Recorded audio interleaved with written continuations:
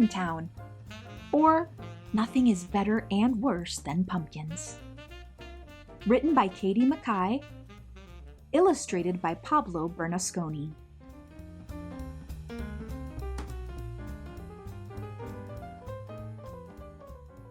Jose and his family grew pumpkins.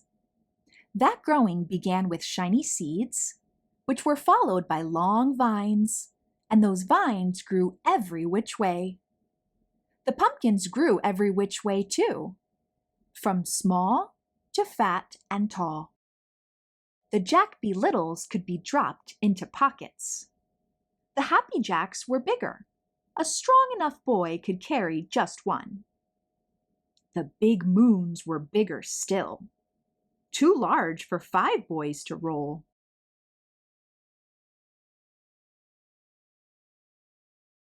Come fall, Jose and his family would gather the pumpkins and collect the vines. Then 2 trucks took the fruit to faraway cities. Some were hollowed and carved, and some were saved for pies. But before the trucks took the pumpkins, Jose and his family saved a few. They needed the seeds. When it came to saving pumpkins, Jose's father always said, "Save only the best and sell the rest." So Jose and his brothers hollowed the best pumpkins and saved only the biggest, brightest seeds.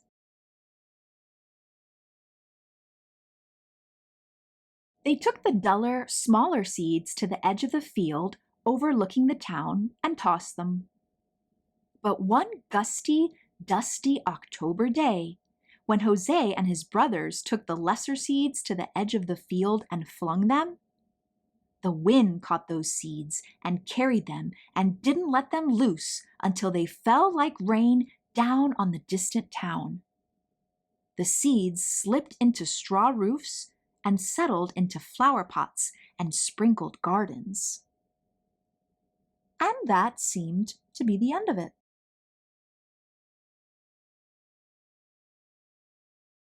But the next spring, rain awoke those small seeds, and plants began.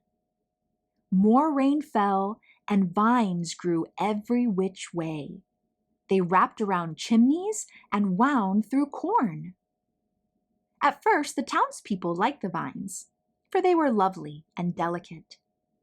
But then the vines began to climb, up and down and around, growing leafy and thick. They snaked green and silent through one window and then out another.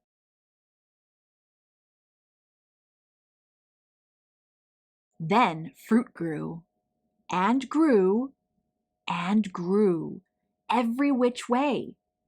Soon the townspeople were stepping over pumpkins and around pumpkins and under pumpkins. It was hard to walk even a block.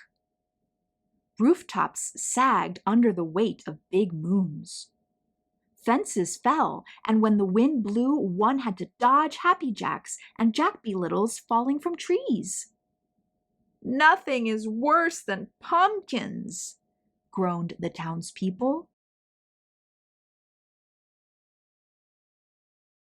Meanwhile, up on their mountainside, Jose and his family cut and stacked their pumpkins, saving only the best.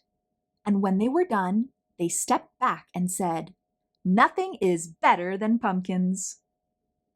But when Jose and his family looked down at the town, it looked odd.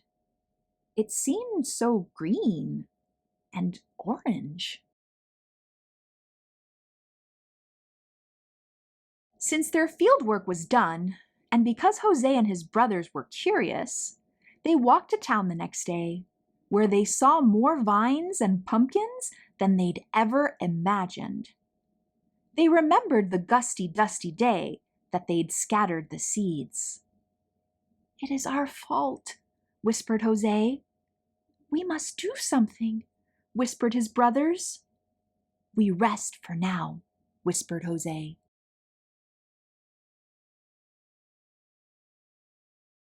But that night, Jose and his brothers cut and stacked the pumpkins and vines. They worked as quietly as they could, But some townspeople still sneaked peeks. They marveled at how well the brothers worked. The brothers climbed up poles and twined through trees, and snaked silent through one window and out another, gathering and stacking pumpkins and vines.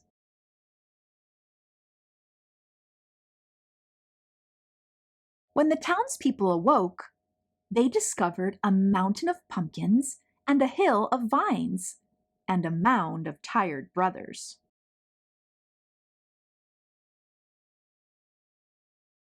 While the brothers slept, the townspeople filled a wagon with hay and set 5 great watermelons between Jose and his brothers in thanks for their aid. That wagon took the brothers back to their home, where they were laid in the glossy grass, still sleeping. When their father found them there, he asked them what they had done to deserve the great watermelons. "We just helped the townspeople with their harvest," the brothers said, which was true, and nothing more was said.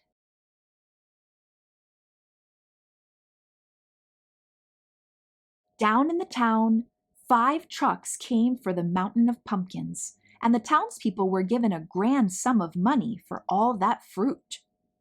"Ah, nothing is better than pumpkins," they said. Much of the money went toward a feast, held around a bonfire made by burning the hill of vines. It was decided then that the rest of the pumpkin money would be spent to carve a statue of the 5 mysterious brothers who had made a mountain of pumpkins.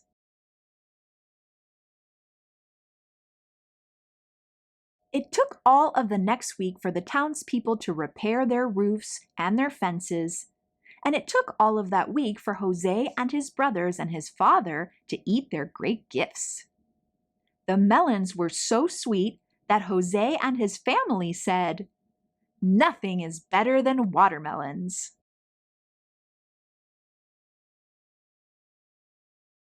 "Be careful with the seeds," Jose's father said. "Our field grows pumpkins, not watermelons."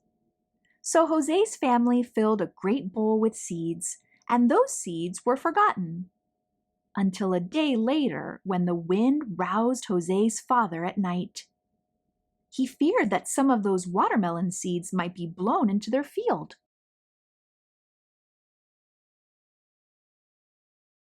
By moonlight, he carried the bowl to the edge of his field and he tossed the seeds. The wind caught those seeds and carried them and didn't let them loose until they fell like rain down on the town.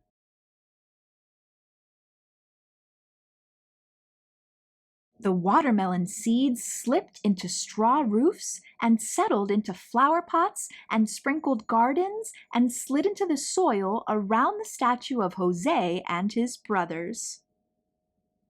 And that seemed to be the end of it. The end. Can you make a prediction? What do you think happens next? Hope you enjoyed this story read by me, Star. Until next time, keep reading.